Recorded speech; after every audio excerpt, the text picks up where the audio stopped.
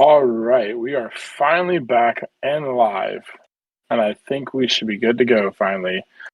But yes, tuning in for your weekly Down and Distance show, which is much overdue. But we are here in the mix of season 106, week 6, and I hope and pray that I do have Cincy Iceberg here live with me. Cincy, how are you doing tonight? I am alive and well. I hope everybody can hear me. It's great to be back at the Down and Distance show. We got season 106 here, and we're all the way, like you said, in week 6. Um, the hamsters needed to be fed a little more over there to get the Maniac rolling with us, but, they didn't eat tonight, so he doesn't get to play on the PlayStation. So it's just us two tonight. Absolutely. I think he was probably out recovering after a long day, taking care of the goats as well. But that's for another show, another topic, another talk show. Here we are going to cover your weekly OMFL's action, and it's going to be a little bit more than just a week because we are probably, about 2 weeks into the season now in real lifetime. We've got about 5.5, 6 weeks of action to cover. So we're going to start just kind of with a quick recap of the first 5 weeks. As we kind of go over the standings here real quick, we've got a few undefeated teams still. We have the Jets, the Seahawks, the Bucks, and the Steelers are still undefeated. And then we've got a couple one-loss teams still with the Falcons, Condors, Cowboys, Bills, Bengals, and Chargers. And like I said, we are in the middle of week 6. We've got, I believe, Denver and Kansas City, Washington, Atlanta, New Orleans and Houston, Arizona, the Rams, Philly and the Jets, Minnesota and the Bears, and the Ravens and Titans left to be played here. But the rest of those games have been played here in week 6 so far. And, kind of what stands out so far to you at this point? Maybe the biggest surprises from the first 5 and some change weeks for you, Cincy? Yes, biggest surprises is the slow start by my man Colin over there with the New York Giants. He's laboring over there at 1-5. Just had a tough loss to Bills. And he brought over his quarterback, Yannick, we'll just call him. Blase. And Blase, yes. And he's struggling. I mean, he's turning the ball over way too much, and that's not the keys to success. I mean, he's 6 games in, and he's gotten 18 interceptions. I mean, he's on pace for like 50 interceptions with Yannick. So it's hard to win when you're turning the ball over, no matter how much you can get. And he's honestly he's running the ball well. Like his running backs got a good average, but like he's just turning the ball over too much, and that's a big surprise for me. I really thought he was going to make a push for season 106 playoff spot, but at 1-5, he's just I think he's dug himself too big of a hole. I mean, he's pretty much got to run the table now to make the playoffs in that tough NFC.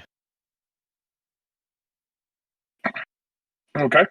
Is that the only kind of the one topic that you wanted to cover? Oh, I mean, I could talk all night. I mean, I just spent all night trying to get this thing working. So, what's another night in my life? Right. I feel you. I now feel Nate's pain of trying to get this audio stuff to work, but we're here. We're live. Another surprise that I'm thinking is now we knew last cycle Bronco Man had the potential to break out. He was the Falcons. He had Parker Cole, maybe drafted in maybe season 104, I think. And he brought him over, and he's been rolling well. We didn't know how that division, the AFC South, was going to be, but he's taken it by storm. He's 5-1. He's scoring with outrageous numbers. Jonathan Taylor's on pace for I don't know, almost just under 3,000 yards. He just ran for 300 yards last game, so clearly nobody wants to stop this guy on offense. But we'll see, we'll see what happens when he gets to the thick of his schedule. I mean, I think maybe the first part might have been the easier part, just for my guesstimation, but I'm really intrigued to see how far he can take this season, if it's just like a nice magic run at the beginning, or if he can make a deep run. Because no matter how good your regular season is, if you don't make a deep run in the playoffs, it's no one remembers your regular seasons. We only remember the playoffs. And then, go ahead.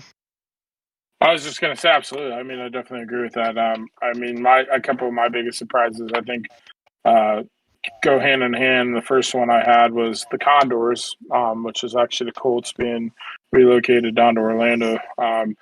Them being 5-1 to start. I thought that the Colts had a good, stock team from a defensive side, but still needed a few pieces.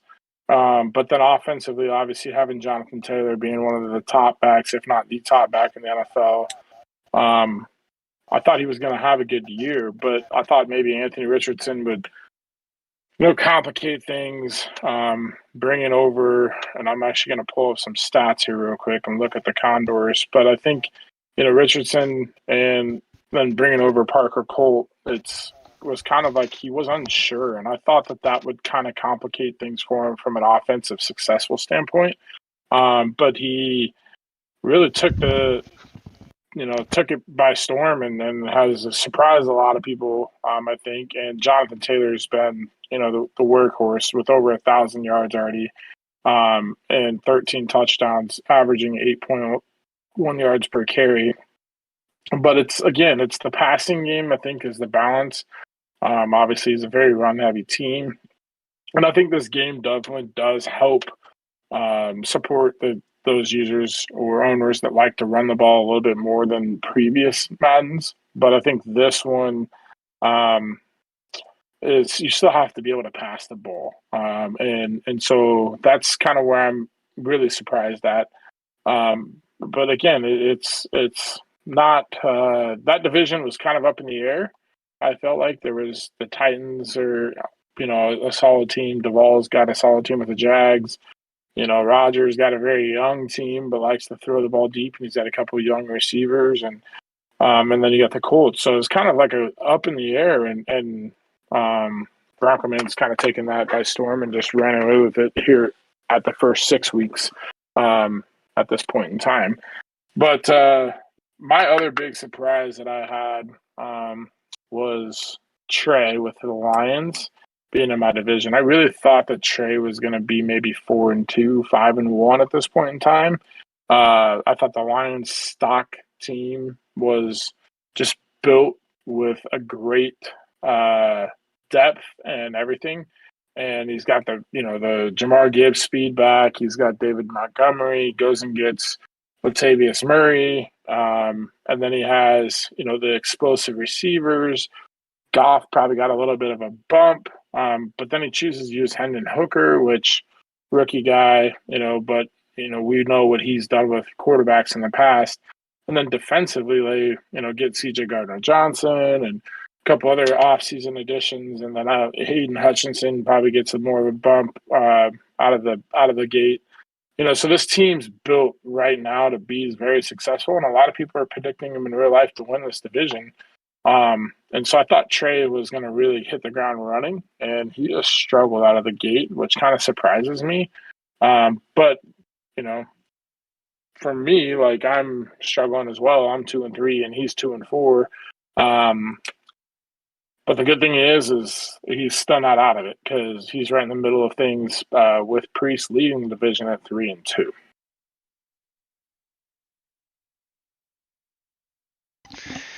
Yeah, I mean, I agree with you on Trey there. As crazy as you say it, 2-4 is not out of it at all.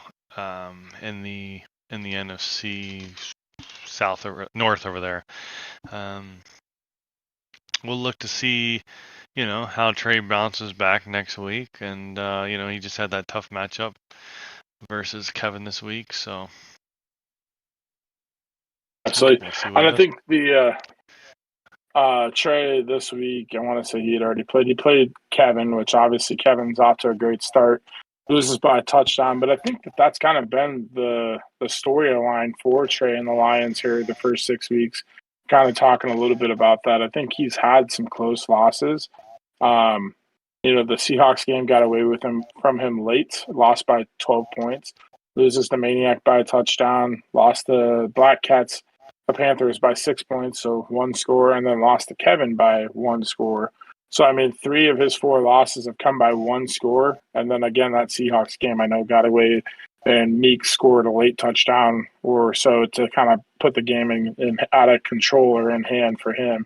So that the 4 losses, they're not like he hasn't really taken like a blowout loss. But again, I didn't see him losing the Maniac or the Panthers. And so that's was kind of the shock for me. Again, I could see him being 4-2 or even maybe 5-1 at this point. But there's lots of time left, and he's definitely a player that can get things turned around quick. And all he needs is a chance to get into the playoffs, and he could be a scary team to face in the playoffs. Oh yeah, he can definitely be scary. I mean, honestly, I know he's still shopping Gardner over there, so I think the trades might either the app's going to be dropping soon or trades might open, and he might be looking to make some moves to propel himself for a second half season push here. And I think Trey will turn things around here. He's got the Ravens up next week, which will be a very interesting game if he gets to play them. Those are two teams that definitely need the win in week 7, so I'm interested to see who. Yeah, like you said, he's got the Ravens, he's got the Raiders, then he's on a bye week, but then he gets kind of on the back second half part of that season, he's got the Chargers, the Bears, the Packers, the Saints, the Bears again, Broncos, Vikings, Cowboys, Vikings. So I think, the Vikings obviously with deep, I think are maybe a little bit of a rebuild mode just to kind of retool some things. Solid team, but I think like from a Madden standpoint, maybe need a few things. But he's got those 2 games at the end of the season. Broncos have struggled out of the gate, so if he can that's 3 of those last 4 games, definitely are winnable games for him. And then in the middle of that, you got the Chargers, Bears twice, the Packers, Saints. So I mean that's the thick of it. I think if he can come out of that at least 500, or maybe 3-2 because there's 5 games. If he can come out of that 3-2 and then basically kind of win 3 of those last 4 games, that really could propel him to maybe get in one of those last wild card spots for the NFC, which could be big for him. Yep, definitely agree with you. One thing I was just looking at is like Hendon Hooker this last week, just in that game, he did have a pretty good game. He had 2 touchdowns, like 240 yards roughly passing, no picks. That's the key, to a rookie young quarterback. Pulling up his stats here, Hooker on the year, 57% completion percentage, kind of low there, but he's averaging 239.2 yards per game, 11 touchdowns, 8 picks. But like I said at the beginning, Jahmyr Gibbs, explosive back, 66 carries, 408 yards, 6.2 yards per carry for 2 touchdowns. And then Jameson Williams with the end rounds have just been deadly. Even going back to last match, he's got 13 of those carries for 237 yards and 3 touchdowns, which is almost 18.2 yards per carry, which is insane. And then Hooker, being the rookie, young guy out of Tennessee, he's got some mobility himself. And he's got a few carries, but I think his speed, 86 speed, 90 excel, so nothing too crazy, but he's got a little bit of mobility, and I think that's where Trey's, using the young guy and moving on from Goff. But definitely an explosive team. And the other big surprise that I had on my list was one of the teams, like I said, that beat Trey with the Lions was Maniac. Maniac's come out and started, I believe, 4-1, if I recall. He is 4-1, yes. 4-1, and so when I was looking at this, I'm like, wow. But his points for is 117, points against is 136, and I just I was like, wow, that's a lot of points given up, and somehow still with a 4-1 record. And then I was looking at some of the stats for him, and I'll pull these up real fast here so we can go over them. But Maniacs, I mean, I think he had one blow. I think it was with long loss, but yeah. So he got Kenny Pickett in the trade with you. Kenny Pickett's kind of taking the back seat, only 8 for 19 passing, 1 touchdown, 3 picks. Again, I don't know if all that's with him or whatnot, but Dexter McKinley's taken the role as a starter. He's got a 60% completion percentage, 8 touchdowns, only 3 picks.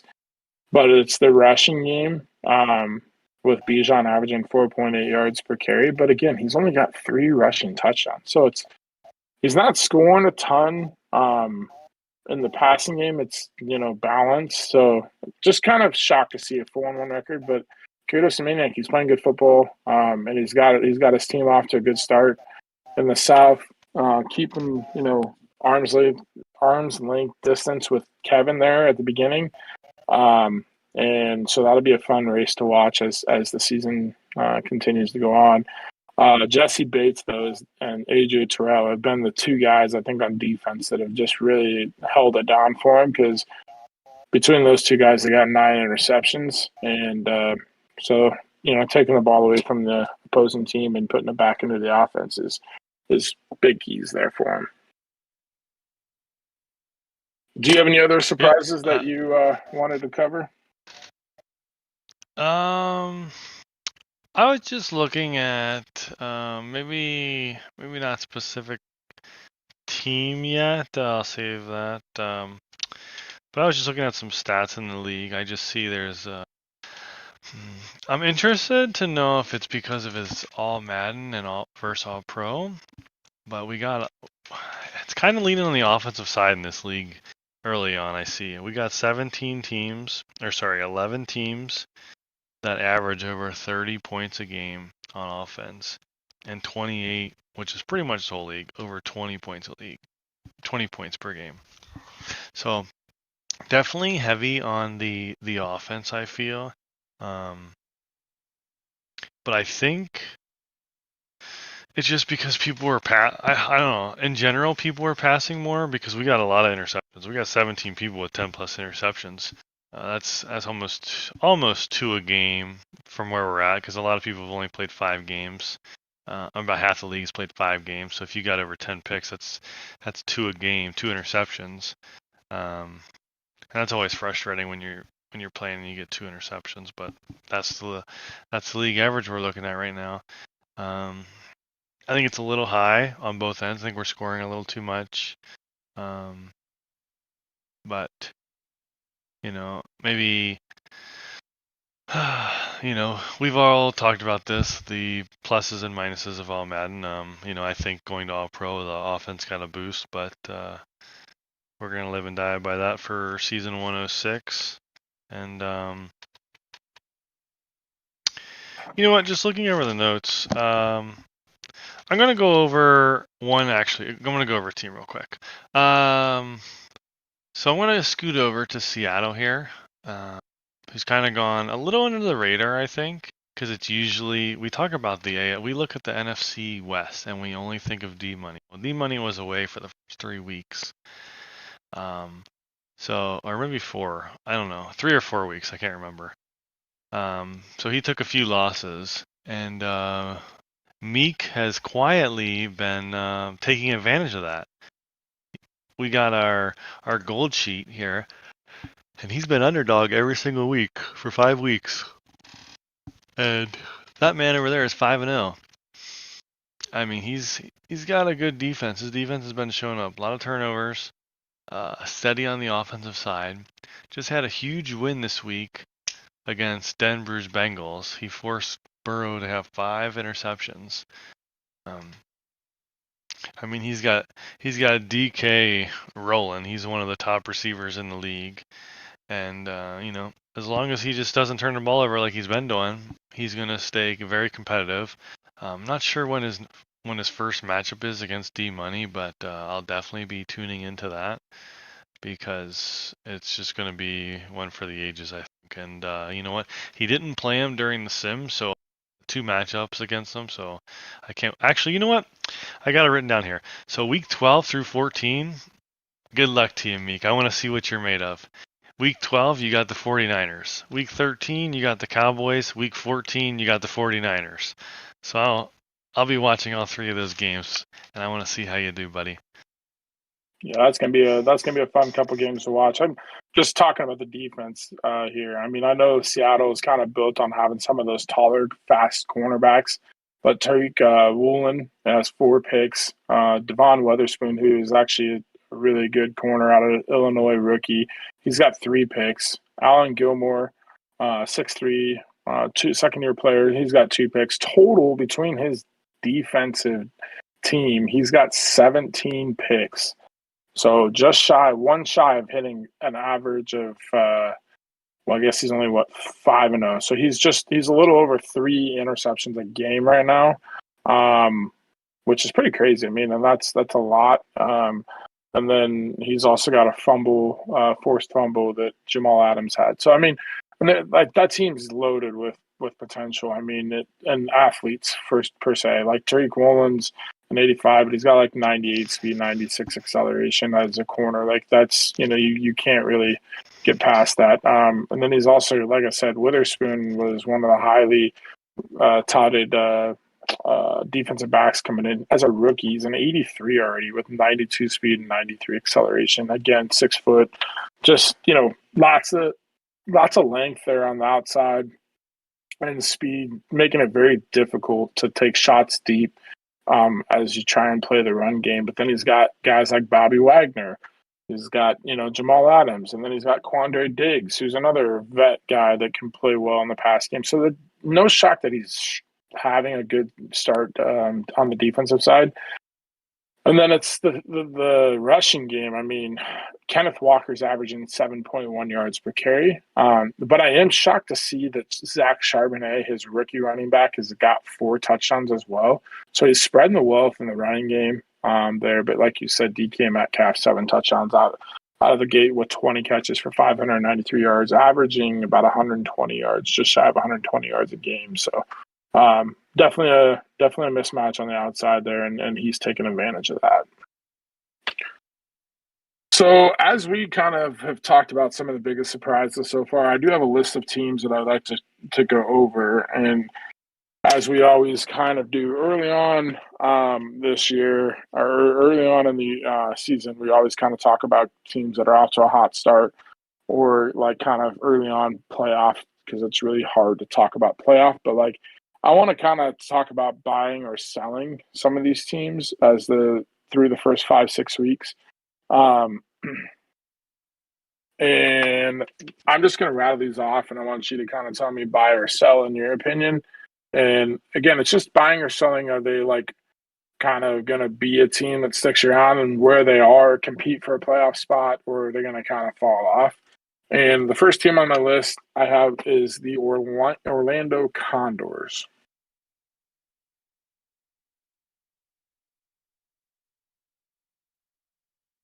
Cincy, are you still with us? Yeah, sorry, can you hear me? Yes, I can hear you now. Perfect. The Orlando Condors started off strong here. You know what? For now, I gotta buy them. They're in the AFC South, and I think nobody else wants to take charge in that division there, so it's theirs for the winning with that fast start. I mean, they do get a little bit rougher patch in the second half, and I want to see how they finish, but that's for the next show. But for now, I gotta buy these guys.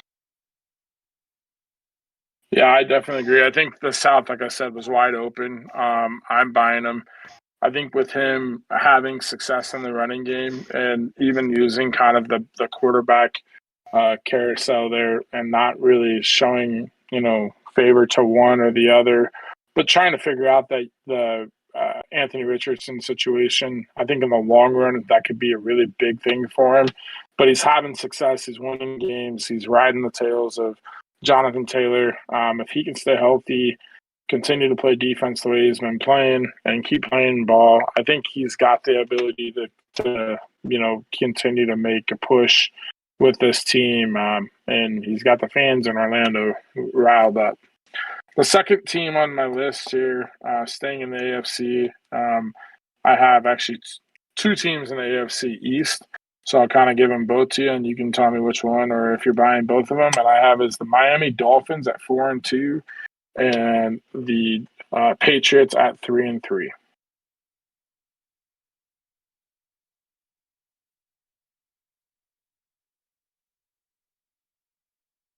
Since you're with us. I'm sorry. I'll start off with the Patriots here.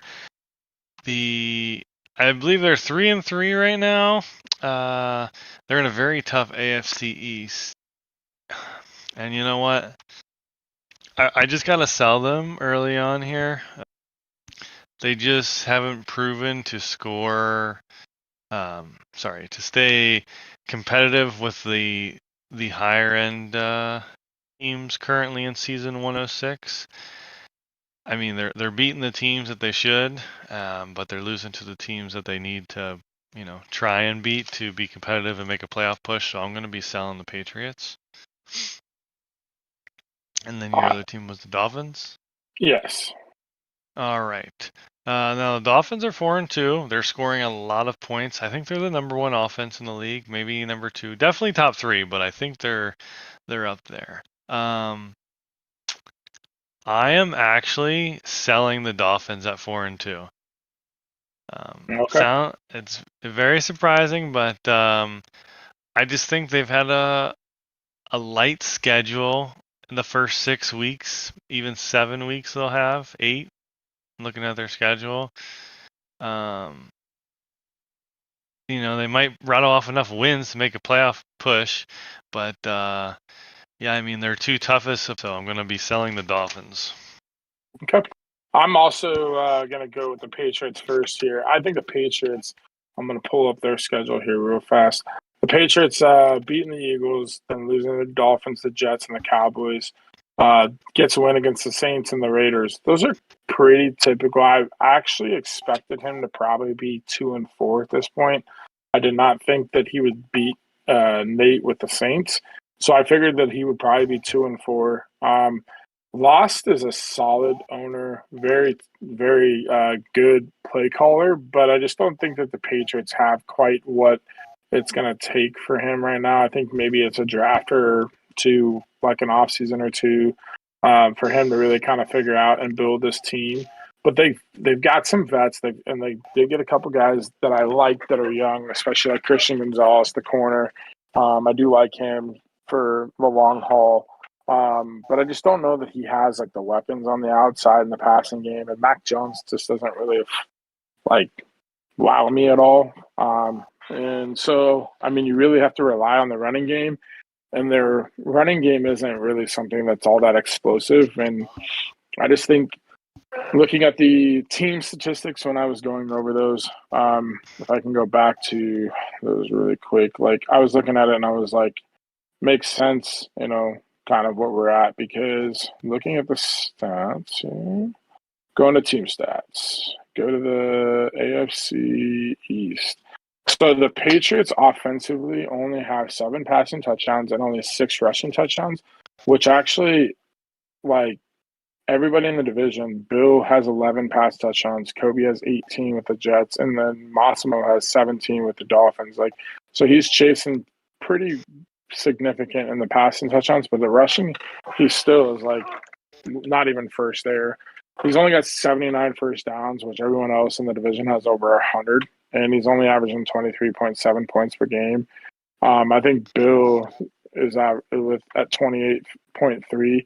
Bill relies a little bit more on his defense at 5-1. He doesn't like come out as like the explosive offensive player, and his only loss is to the Jets so far. So like, I really think that this is just going to be a 3-headed monster division right now, and I'm not buying the Patriots because defensively, he's given up. He's got 16 sacks, which is actually, but he's only got 1 fumble and he's got 9 interceptions. Everyone else is in double digits there. So again, giving up 173 points, which is a lot. Yeah, I'm not buying the Patriots at this point. I think he's maybe a season out. The Dolphins, I'm also going to turn around and sell because I do think the Dolphins, if we remember back to last Madden, Massimo snuck in as a 7 seed and made a run to the OMFL Bowl. I think he's capable of that, but it's really going to depend on his offense staying the way it is. And his defense is like just giving up a lot of points, 174 points right now. That's just a ton. And he has the players on defense, but it's just riding. And we were kind of talking a little bit like when you play the Dolphins, it's really hard to play because you kind of have to pick your poison. Like there's so much speed on that team, and he's got the import quarterback Gordon Hitchens playing solid, but again, you expect that with Tyreek Hill, Jalen Waddle. He's got a couple of running backs, even Mossert, who's older, but Devin Akane, the young speed back, who's kind of taken the reins as a starting back. I mean, we're talking a lot of speed, and speed kills when it comes to Madden, and Massimo's showing that. So this is kind of an all offensive team. I think when he runs into some defense, though, he's going to have too many turnovers, and they're going to come back and bite him and nip him in the butt there. So I'm going to be selling both of those teams as well.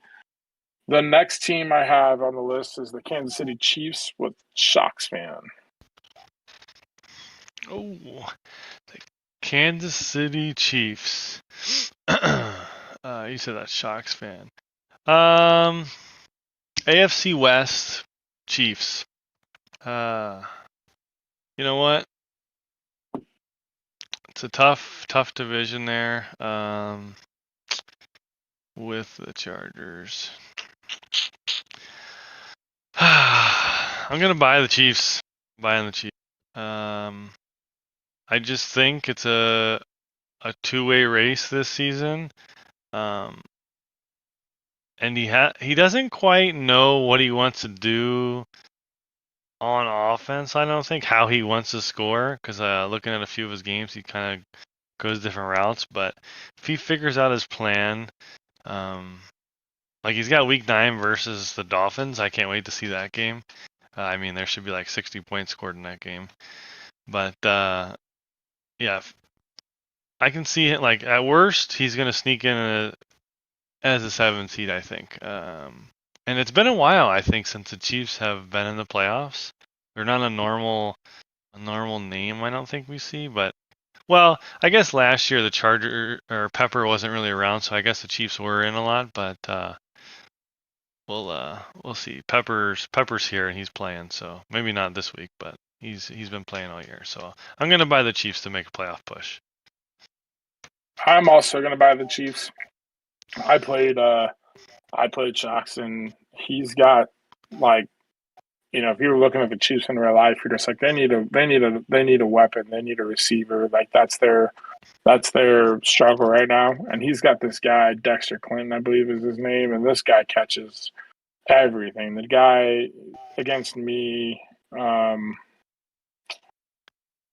Dexter Clinton had 7 catches for 201 yards, had a touchdown on top of it. Like, I mean, he was 6'5", 230 pounds. He throw the ball. He's like throwing basically like almost like a tight end, but the guy's got speed on top of it. So I think that like again, if he stays healthy, he's got Travis Kelce. He just traded for Christian McCaffrey, which I think if he uses him is a great thing.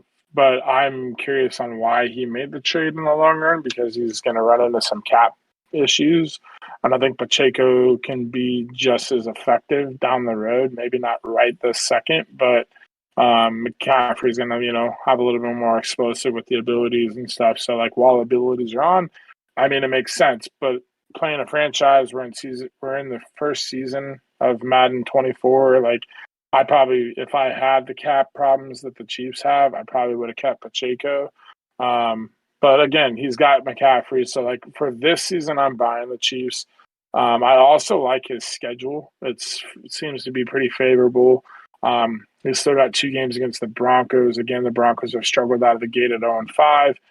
He does have a game against the Chargers coming up and the Dolphins, but then he hits a bye week. And then after that bye week, I was looking at it. I really think he should be favored in most of these games. He's got the Eagles, the Raiders, the Packers, the Bills, Patriots, Raiders, Bengals, and Chargers. So The Bengals, the Bills are probably the two that I would, and maybe the Chargers being I think that they may, like, I see it maybe being a split.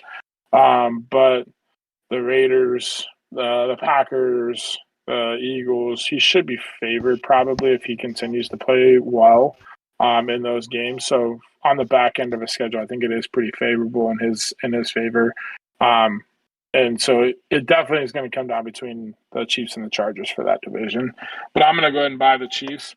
Rolling into the NFC, we have the Packers at 3-2. I'm going to go ahead and start with the NFC just because I'm in the NFC, and then I'll turn it over to you. But I'm going to sell the Packers at 3-2.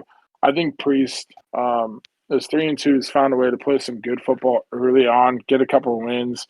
But I just think Priest is Priest. Like, he tends to have these moments where he loses games that he shouldn't, and then he gets frustrated and pass happy. And this year he doesn't have Aaron Rodgers.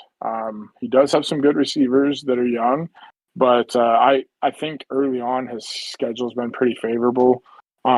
I was able to come back and beat him in week 1. He did beat Maniac, which is Maniac's only loss, and it was a pretty bad loss, 40-3. But he beat Nate 28-26, lost to Trey and the Lions, and then beat the Raiders. So again, some of those games that I feel like he's going to be in, he's won them. The big win was against Maniac, the 4-1 Falcons. But I think as the season goes on, he's going to run into some teams here in the back half that I think is going to be tough for him. He hits the Steelers in week 10. He's got the Chargers. He's got the Lions again. He's got the Chiefs. He's even got Colin in week 14, Kevin in week 15, Black Cats in week 16, and then myself in week 18. I just think that that's going to be where he's going to kind of fall off the cliff. And he might be sitting around, that 500 mark or just above 500. But if the NFC is anything like it was in the past, I think you're going to have to probably be looking at about 10 wins. And yes, he's out in front of winning the division right now, but I do expect Trey to figure things out and kind of take grasp of the North going forward. Yeah, Hurt. I'm gonna go ahead and agree with you on the Packers here. I'm gonna sell them. I also see them as an 8 or 9 win team. Looking at the back half, like he's 3-2 right now. I mean, he might be 6-2, in a few weeks or whatever. But yeah, like you said, the second half of that schedule definitely gets a little tighter for him. And I just haven't seen enough out of Priest in the past few seasons for him to just bear down when he needs to and just have a nice streak to end the year to make the playoff push. But I haven't seen enough, so I'm going to sell. The Packers and Priest right now, they have a great defense, and I think that's what's helping him. But he's won a couple of these close games. But again, he hasn't beaten those teams that are going to be playoff quality or playoff caliber teams right now. I mean, obviously, like I said, Maniac was 4-1, his only loss, but I think Maniac was still trying to figure his team out, and could always have just one bad game type of thing. But when you look at it, Jordan Love has not only 9 touchdowns and 11 picks, 42% completion percentage. He doesn't have Marion Clancy at running back in this cycle. He is relying on Aaron Jones and A.J. Dillon, which are having decent years, but only 2 rushing touchdowns. So there's really not a lot of balance there. And he's got those young receivers in Watson and Reed and Dobbs. But again, he's relying on pretty much 2 guys, Watson and Julio Jones. So those younger guys, Reed and Dobbs, aren't getting much. So I think when we look at it, it's really the defense that's kind of carrying him. But he's going to have to figure out how to score points and not turn the ball over. And he's going to have to get some balance in the run-pass game. The next team that we're going to turn over to is we're going to actually turn over to the NFC South. We've got 2 teams to talk about there. And one of them we've been talking about a little bit, or I've been talking about, is the Falcons at 4-1. And the other team is the Panthers at 3-3. The Falcons, I'm going to go ahead and I'm actually going to buy this team as a wild card. but I'm going to sell the Panthers. I just think the Panthers with a rookie quarterback, and I believe it's CJ. It's not CJ Stroud. Bryce Young. I always get those two mixed up. But Bryce Young, I watched one of his games, and I think like the Panthers in real life compared to Madden, I think Madden wise, they're built kind of to be a little dangerous. They have Miles Sanders, which is actually kind of a nice little back, and he's averaging 5.9 yards per carry, 7 touchdowns with him. And he was using Adam Thielen really well, kind of like between the 20s on the field. But then like getting down in the red zone, DJ Chark, he's got Mingo. But I'm missing that receiver, that one guy that just kind of stands out. Like he's got the role guys, but he doesn't have that elite receiver that kind of just is like, okay, I'm going to take over the game. I'm Mike Evans, kind of like a DJ Moore for me that who was from Carolina, but like a DK Metcalf or something like that. That's the thing that I think he's missing. But he's playing pretty well with Bryce Young, maybe a little low on the completion percentage. And then defensively, they've got a really good secondary and some athletic linebackers. So I think he's going to stick around and make some noise. But I'm going to sell the Panthers for this season just because I think he's maybe a season out and missing that key wide receiver. But then I'm going to buy the Falcons. I think the Falcons right now, like Maniac is just a guy that like he calls the game well. He puts his team in the right position. And he's got some guys on that Falcons roster that really kind of stand out and are mismatch problems. And it opens up, and he has that X factor. Not the guys that actually have the X factor, I believe, but Kyle Pitts.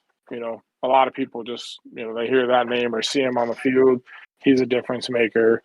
You've got Scotty Miller, a super fast guy. And then you got Drake London, who's just kind of a do-it-all type of guy. But then Bijan Robinson in the run game, I am kind of shocked to see that he's not like having a higher average per game. But I think Bijan's going to really be explosive. And so, again, it's just kind of those X factors that I think he has that the Panthers don't have that takes the pressure off of that offense. And then defensively, a little bit of what we talked about. Jesse Bates has 5 interceptions. AJ Terrell is having a good start to a year. 6'1" young corner with 4 picks. If he continues to find a way to get the ball and get turnovers and get the ball back to his offense, he's going to stick around. Again, I don't see him winning this division, but I do see him snagging a wild card spot. Yeah, I think you said all the facts that we needed to hear on that. I mean, I'm agreeing with you on the Falcons there. I'm gonna buy the Falcons as a wild card as well. I think there's a few teams that are gonna push for those wild card spots. I think there's gonna be one man short, so whoever makes that push at the end is gonna get it.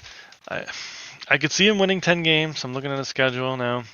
I mean, he could slip up at any moment, but as long as he keeps like the way he's been playing with his quarterback Dexter McKinley, he's been doing a lot of high completion passes, and as long as he doesn't turn the ball over, you just don't turn the ball over, move it with McKinley, keep Bijan in the game, keep feeding him.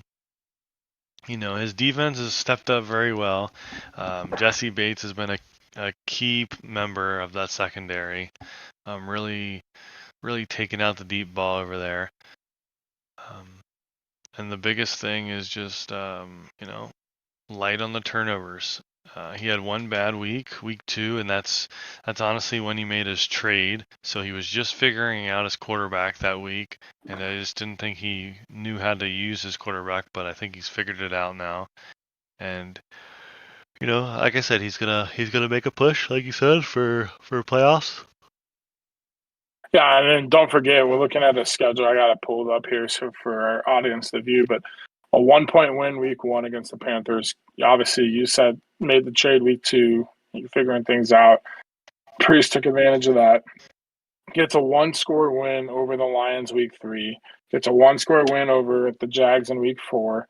Gets a 3-point win over the Texans in week 5. He's finding a way to win these games. And so, like, that clutch and ice in the veins factor when it comes down to the final drive or the final push to make the stop, like, he's getting it and he's winning the games. And so sometimes that's what it takes, is to have the confidence and knowing that you're going to close it up at the end of the game. And he's doing that. Those 4 wins that he's got are all 1-score wins.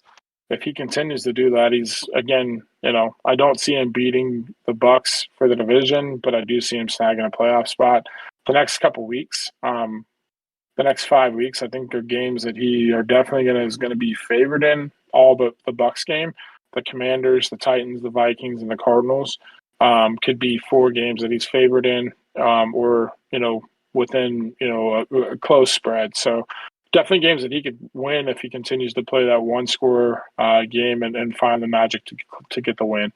My next 2 teams in the NFC, we're going to jump over to the NFC East, and that's going to be the Eagles and the Commanders. I'm going to touch base with the Commanders just because the Falcons and the Commanders play this week in week 6. And the Commanders, I just got done playing them last week. For whatever reason, I could not stop the running game. His big Brian Robinson from Alabama, 6'1", 228 pack, felt like a freight train just running through the middle of my defense. And he scampered out for like a 39-yard run, and then it was just like I'd hit him for, a no-yard gain. He'd bounce off and just pick up 6 yards, and it was just like a brutal rushing attack. And so that really forced me to kind of try and stop it. But then he has the playmakers.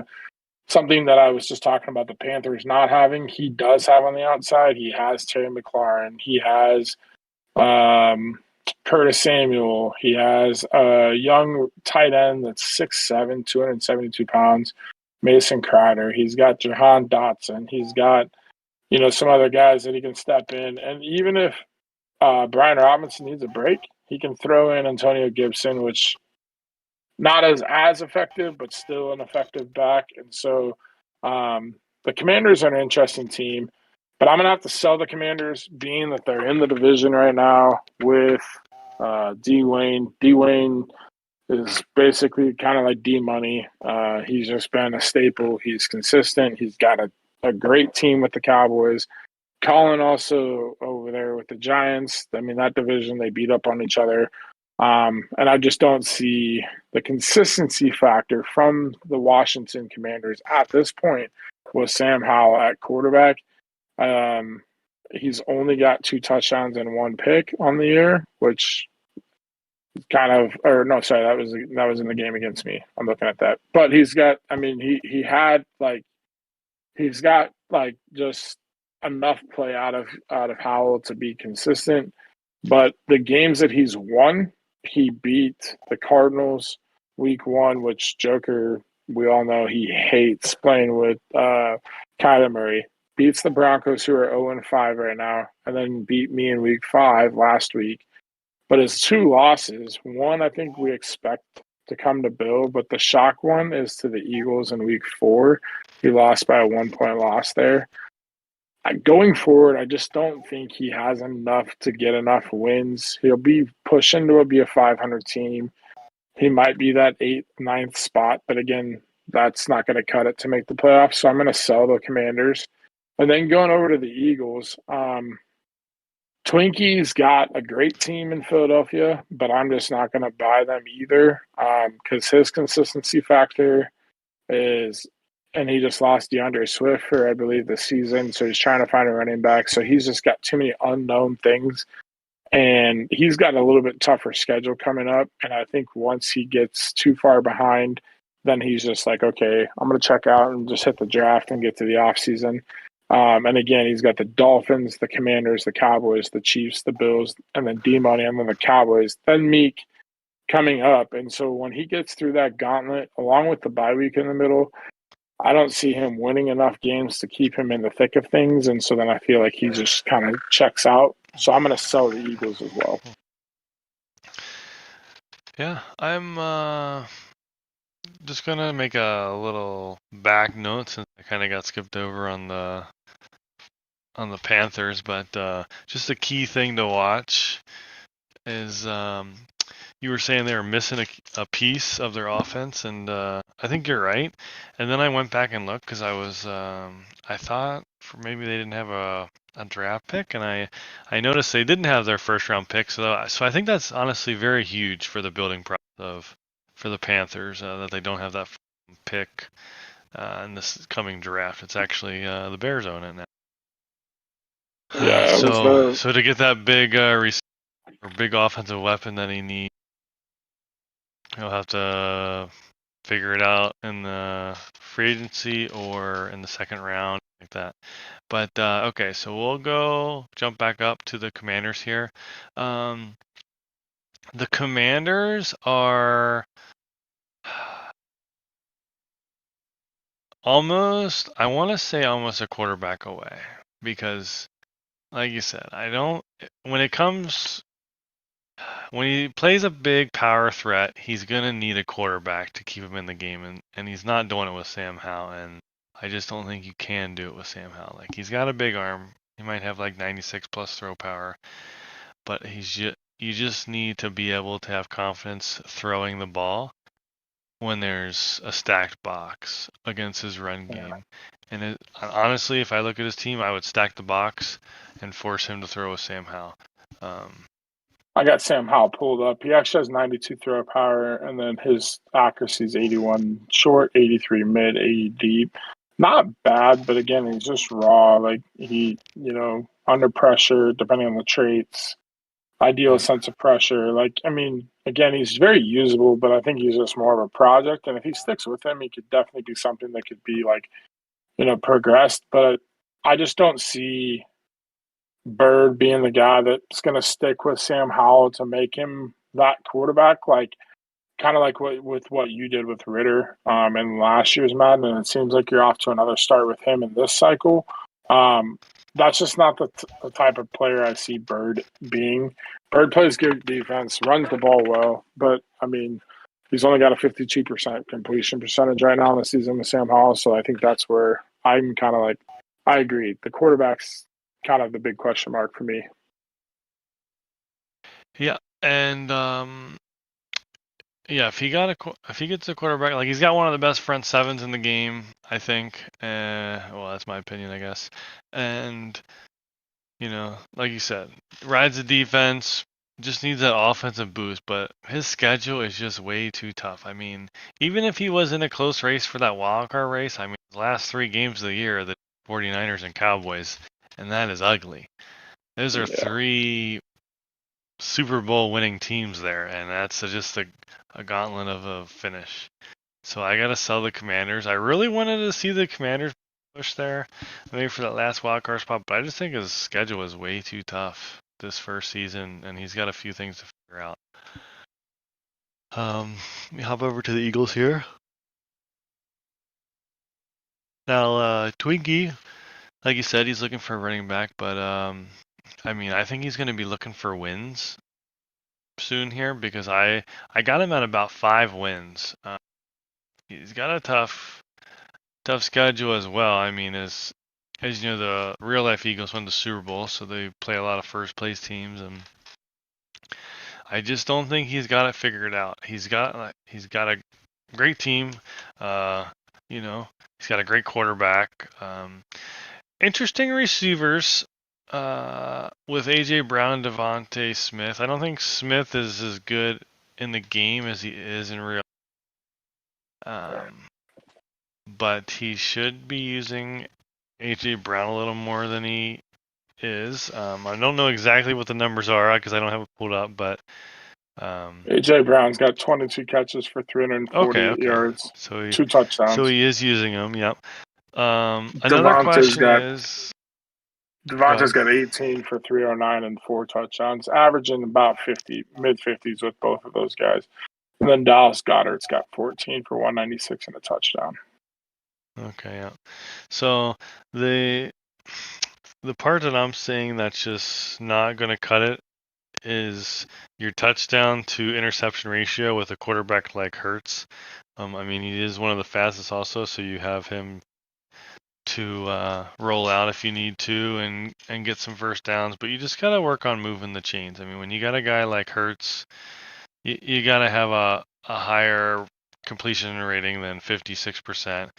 13 sacks is just way too much. I mean, they arguably have like the best offensive line in the game, and you got 13 sacks.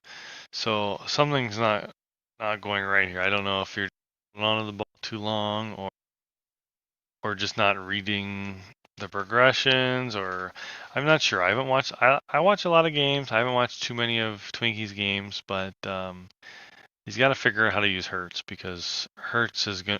That's the guy you're going to ride with to the playoffs. So if Hertz isn't doing well, it doesn't matter who's running the ball or who's catching the ball. You got to sell the Eagles. Yeah, and they don't have the old tush push play on Madden, so that's something that you gotta use Hurts, like you said, with his speed and his abilities, like being an X factor quarterback and having a 9 touchdowns to 13 is with those types of receivers in the line play. I can't agree with you more on that.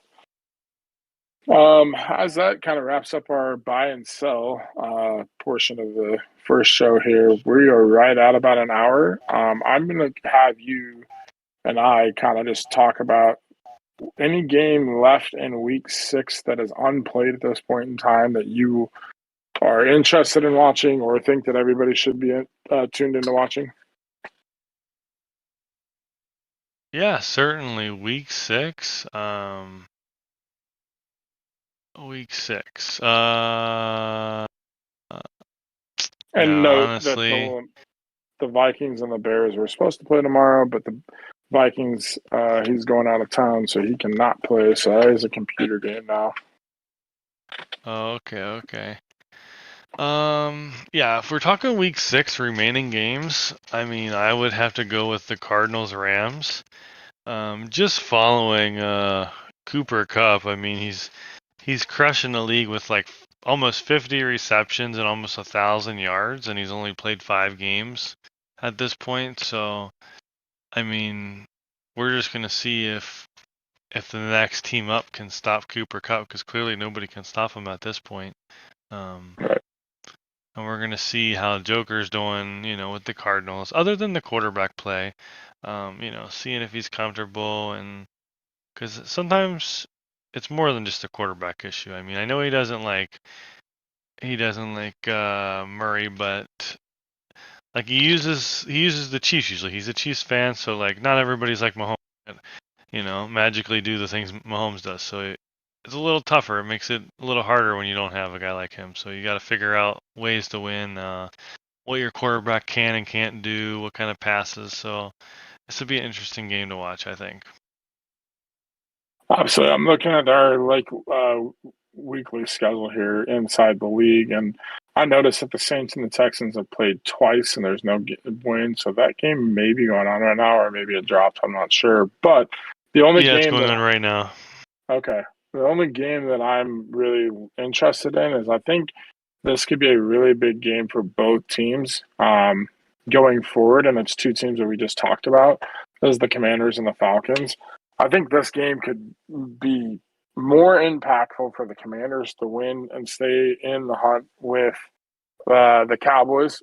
But I think if Maniac needs to find a way to continue to win and keep the confidence at a high, if he can definitely win against a team like Bird with the Commanders playing at 3-2 right now, that's just going to give Maniac a little more confidence. Those 4 wins that he has that are all 1-score wins, if he continues to win and build that confidence going forward, that's just going to help and propel. Also, Maniac, as we said, if he gets that 5th win, that's just 1 win closer to getting to the 10-game mark. And this is a game that I feel like he could easily win. So if he can find a way to win this game, that gets him to that closer to that wild card playoff spot that I had him in. So I think this is really the only game left that I have on my schedule I do anticipate like the Chiefs to probably win the Broncos game easy. The Ravens and the Titans could be an interesting one. The Truth has played well with the Titans, and then obviously the Vikings and Bears is a computer game. Saints Texans, we may have to see if we can do a live look in, and maybe you can pull that up. But then the Cardinals and the Yeah, Rams. I got that one pulled Yeah, up actually. That one's we're about a minute and a half left to the first half. This The Texans are up 7-6 in a barn burner. Nate just had a nice like 30-yard punt return to get to his own 45 right before the half here. So we'll see if he can get some points here, take the lead before half. But that's where we're at there. Okay. Well, yeah, we might have to, I might have to tune into that here as we were wrapping our show up. Looking into the game of the week for week 7, what game of the week what game in week 7 are you most interested in watching? Week 7. Let me pull it up real quick here. We got a few good games here. Which one do I say first? You know what? There's a couple games, but I'm in the AFC, so I'll stick with the AFC game. Chargers Chiefs, matchup number 1 of 2. One of these two teams will win the AFC West, so this is a crucial game early on for both of these teams, and I'm excited to see who comes out of this game. Okay. Yeah, I mean, there's a couple of games I was having a hard time picking between the Falcons and the Bucks, just because I feel like this is that moment where Maniac is going to play his division leader, and Kevin has been red hot. We also have a cross conference between AFC and NFC matchup, the Lions at the Ravens. Again, we talked about Trey finding his way and kind of trying to find his groove, and Nipple with the Ravens, I feel like is one of those opponents. Like if he's on his game playing well, he can be really tough. Plus the Ravens have got a solid team. So that was one of the other games. But the game that I settled on was the Browns and the Condors. I think Little Koch is one of those guys that's just been a staple, plays well. In last cycle, coming into this cycle, he's got the Browns, which have a pretty solid team. And then Bronco Man playing with the Condors. He is been red hot playing with Jonathan Taylor.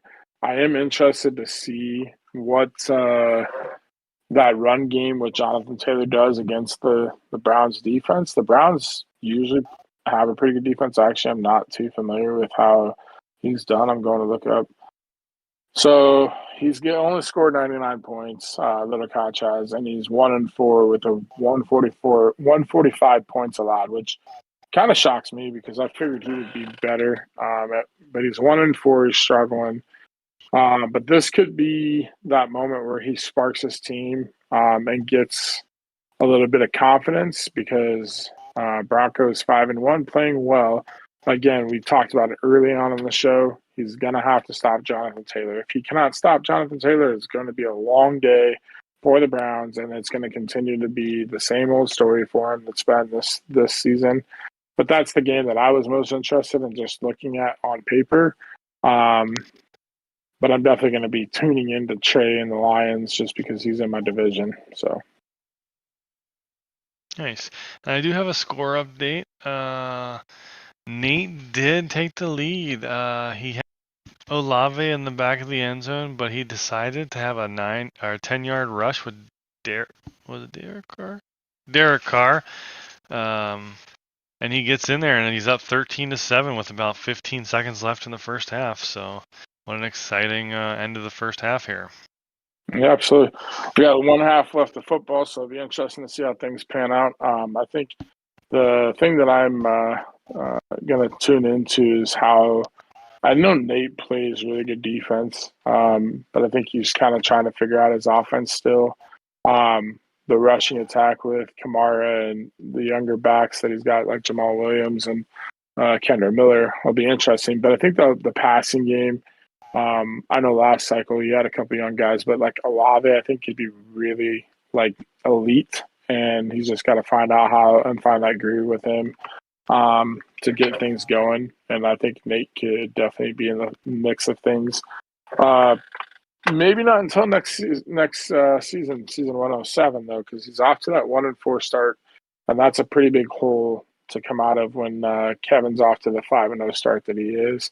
But we'll see. But I'm definitely interested to turn in to see the Saints and the Texans game here and catch that second half. That is pretty much what I had. Is there anything that we left out that you wanted to talk about from the statisticals or anything that stands out that we maybe didn't talk about so far? Yeah. Just wanna, last few thoughts here of the show. I like how we see the side stuff. So with the gold sheet and the pick'em, there's currently I think 17 picks in right now that are still live. There's actually a couple of people that didn't place a pick for week 7, so I don't know if they'll get their first loss or a couple will get knocked out. But then on the week gold 6? sheet, we got about week 6, yes. Then there's quite a few people knocked out of the gold sheet early on. But right now, our top leaders is Maniac and Shocks. And, Maniac's at 2,000, which isn't too crazy. So, I mean, anybody still in it can still catch them. There's lots of football left. So, just make sure to check out those two things. And Lost Sniper is usually pretty good about posting them right at advance. So, keep watching for those gold sheets and pick'ems. Yeah, absolutely. I think the little mini games we have on the side definitely is a good way to stay engaged. With the fantasy football, obviously that's kind of up front, beginning of the season. But you kind of get to check in and see how your guys are doing. The pick'em and the gold sheet each week is a fun way to stay engaged each week. I know in the last cycle, I was made it a couple times to the end in the gold sheet. This year, I got bounced pretty early. I had a game that I picked and didn't cover the spread and was bounced. And I feel like that's the fun part about the whole gold sheet. And then there's a little of incentive attachment to that. But the pick'em's been fun. The only thing that I would say is I think this Madden, just in general, is a little bit of more of a learning curve than most Maddens in the past because it plays so much different, which I do like. I do like how it plays. I will say that. And with that being said, I think you had touched about it. I kind of had a conversation a little bit before our season kicked off, being all pro or all Madden. I think the game plays really nice on all Madden. But the problem is the challenges that come with it in the league that we have is having no previous play and having the people that we have go on vacation, and then you're on playing a computer team, and we all know how good the D Money is, but he's got the freaking 49ers. So you play them on a computer game, and you're playing on all Madden. It becomes like almost worse than playing D Money. So then it's just like, okay, well, D Money's given a playoff spot because if you sim it, they're going to win 75% and 80% of their games, it feels like. And if you play it, you're playing against, the cream of the crop on all Madden, which is really hard compared to other Maddens. But again, I think that's because there's a learning curve. And once people play that enough and figure out how this game plays, take care of the ball, limit your turnovers. Nate kind of touched a little bit on Press Pass Live. Yes, like our interception numbers are high compared to real life, but it's a video game, so we have to take that with a grain of salt. The same thing is every year we always look at things like sack numbers. Sack numbers I feel like are low, but really in reality, like compared to real life, they're not low. They're just low compared to what Madden typically does. But I also feel like because we were so trained and accustomed to playing with such instant pressure and people are using their D line to get through, people are throwing the ball quick and trying to alleviate from being sacked. So that's why you have low sack numbers, high interceptions. And I feel like it may even be a little bit worse if it was on All Madden. But at the same time, I do like how things play on All Madden. But I just don't like that there's no previous play. I don't like a few of the other things that come along with playing on All Madden. Like if somebody's gone, then you got to play against the computer on All Madden, and that's just not fun. Unless you're like an avid, computer offline franchise type of guy. Which in the past I was, but now I'm more focused on playing online just because of the amount of time that I have to play and whatnot. So that's kind of my thoughts. But I just, we're in season 106. We're in the first season of Madden 24. We're 6 weeks in. Keep things going. Keep pushing out things. Keep doing content. Be a part of those mini games, and know that yes, there are some frustrations out there, but we all are having the same frustrations and growing pains as we learn this game. And in a couple seasons or cycle, or midway through this cycle, towards the end of this cycle, I think those frustrations and growing pains will get easier and go away. So keep that in mind. OMFL is the place to be, and I will stay true to that and say that for a long time. Cincy, do you have anything that you would like to wrap up or put a bow on this, as Nate would say, put a bow on this show? No, I mean, my bow is just good luck to everybody. Hope everyone's enjoying season 106. First cycle of this Madden, and it's been pretty good so far, I think, for most users. So I think we've been enjoying ourselves. Some good engagement in the chat. And that's it. Absolutely. I can't agree more. Like, just stay engaged, keep doing things, and let's just have some fun with it. And this is the place, this is the time of the year that we enjoy. We're all looking forward to it. Put some time in if those growing pains are frustrating you. Play some of those mini games and play some offline or whatever you need to do to kind of work through these kinks. Hopefully that app drops soon so we can get some trades going, because I know that'll help some people out too. But at this point, until next time, we will have another show hopefully within the next week or so, or maybe a week and a half. But we'll try and catch our buddy Maniac with Tony Bono to join us again for the next show. But tonight it was just me and Cincy. But we will be back soon. And until then, you guys have a great night. Peace.